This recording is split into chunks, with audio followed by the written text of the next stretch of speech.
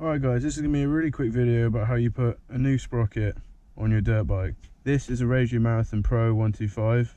This will work for anything that uses the Minarelli engine, such as the Yamaha WR125, Yamaha YZF125. If you've got this engine, this will work, so stick around. So first thing we're going to do is just quickly undo these bolts which hold on the sprocket cover.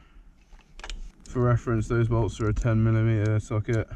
Then you want to take an 8mm socket to remove the bolts for the sprocket itself. Now you might be asking why I haven't taken my chain off first, and you should really do that, but I'm going to try and see if I can get away with just slipping it in with the chain still on there. Okay, so you'll have a retaining clip. This works by twisting it until the notches line up, and then you just put it off. It'll be quite self-explanatory. Then to remove your sprocket, it should slide straight off.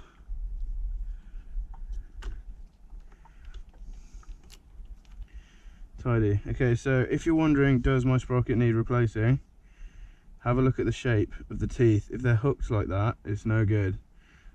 So you can compare these, much thinner, and they're hooked instead of just being even on both sides. So this thing's had some use, and it's time for a new one. Another quick tip for these 125s, especially if you're off-roading, is go down a sprocket size. So this comes with a 14. If you put a 13 on there, you'll have more torque. It's easier to wheelie. It's, you know, better for hill climbs. It doesn't stall as easily. You just have more power lower down. Shorter gears, faster acceleration.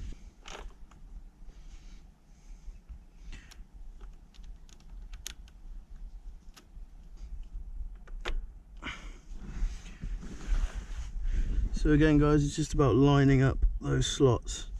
I've got lucky there and managed to do it without taking the chain off. So we're going to put on this retainer. You have to slide it on and then match the holes up with the threaded holes on your sprocket itself. Now I'm just going to replace those little bolts. I do just want to stress though, I'm in a rush. The proper way to do this would be to remove the chain and also clean your bike, because this thing's in an appalling state. Now we just want to tighten those up a bit. Again, like with everything, you do not want to over tighten it, you just want it nice and snug.